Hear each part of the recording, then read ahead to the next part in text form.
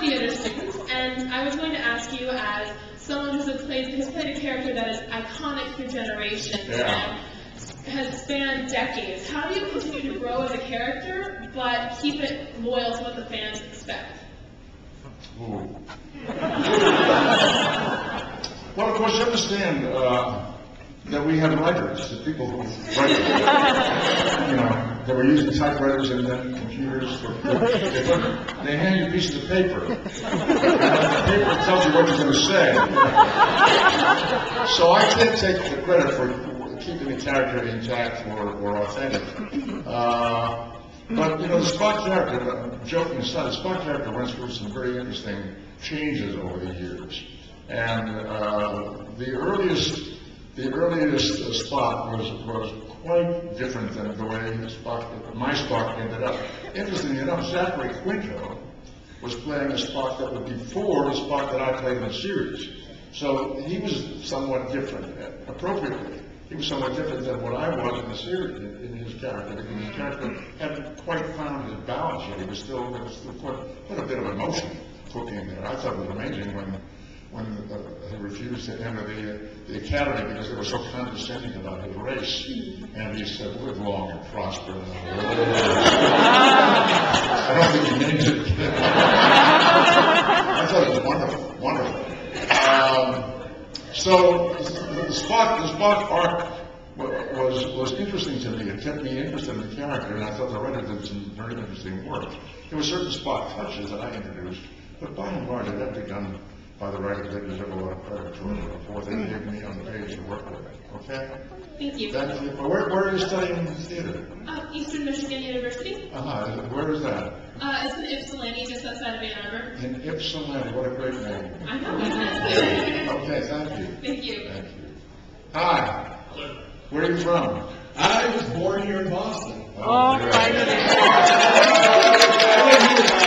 It's a little postage stamp up on the New Hampshire border, but I'm still a Boston Joe. Where do you live now? It's up in Townsend, Mass. Okay. A little postage stamp, like 3 miles from New Hampshire. Okay, good. All right. First and foremost, I am a huge Star Trek fan. Thank you. What do you do? What is your work? I do loss prevention. Loss prevention? Mm-hmm. Like you prevent people from stealing stuff? What do you do? That's right. Is that what you do? Yeah? Mm-hmm. You're a security person? A little both. A little security, little person? I'm not the top front while we have plain clothes in the back. Okay. I'm the deterrent. Okay. Something else. Yeah, I assist with the apprehensions. Okay. What's your question? Well, my question's about some of your other work. The 1986 Transformers film. Oh, yeah. There was a long-running rumor that when Orson Welles had passed, that you did some of his lines towards the end. I don't think that's true. Excellent. We're going way back. What year would that have been? No, it was 86. 86, so that's 23 years ago. Yeah. I remember up until about 22 years ago. No, I don't recall doing any of Mr. Wells' work. I really don't. But I'll give you a little interesting information about Transformers. The new Transformers films are made by a man named Michael Bay. Yep, this is what I was going to ask. You know about that. Mm-hmm. Okay. I saw it. My wife is Susan Bay Nimoy. She and Michael Bay are cousins, first cousins. I had heard that people had Do you asked... think Michael Bay would hire me to do a voice on Transformers?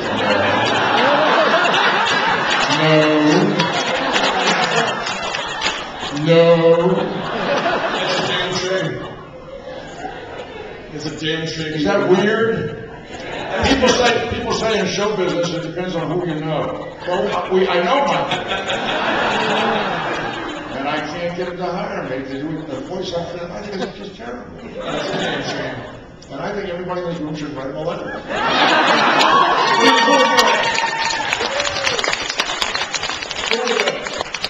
Okay. Thank you very much. Thank you, sir. Thank you. Hi. Hello, Mr. Nimoy. Big fan here. Thank you. What was it like directing Star Trek 3 and 4, especially working with William Shatner, the original cast? Who? What does he do? William? Yeah. Well, I must say that when I first got the job, and we came to work on the first day on the set, there was a little bit of like, how is this going to work? You know, I think, in fact, some of the cast had said that they really wondered whether this was an ego trip, you know, or whether I knew what I was doing. And it took a little while, maybe not long, you know. Went to work and we did the day's work, and little by little people started saying, I think he knows what he's doing. So it was okay. Bill and I are very, very good friends. During the making of the original series in the 60s, we were competitive. We were like brothers in a competition. There was a sibling, it's called sibling rivalry. But over time, we came to really respect what each other was contributing to the show. You know, the original captain, when we made the first pilot, was Jeffrey Hunter. Very good actor, but very different than Bill Shatner in his acting style. Just very, very different. Very intelligent actor, very talented actor. When that first pilot with Jeffrey Hunter did not sell, not his fault at all, but the story, the production, whatever, didn't make it onto the network, and they decided to try again with a different kind of script. And then we discovered that Jeffrey Hunter was not available, so they hired Bill Shatner.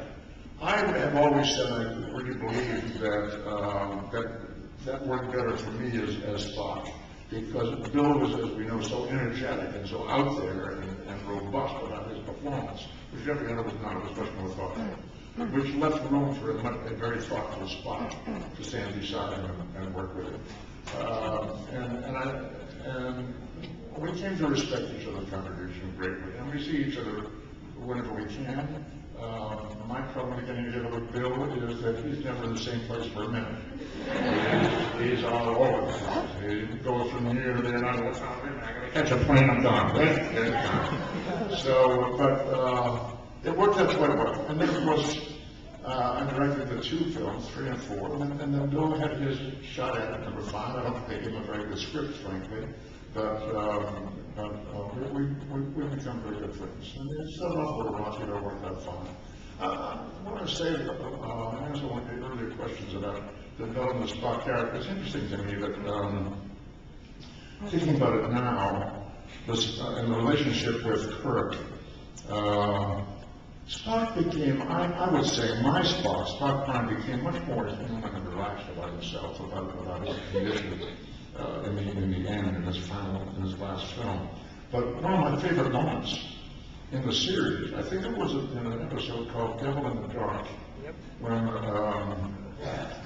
the end, when we're doing our wrap-up scene on the bridge, Spock and McCoy and Kirk, and Kirk says to Spock something like, Spock, I think there's hope for you. You're becoming more human all the time. Remember that scene? And Spock says, Captain, I see no reason to stand there being sorry. I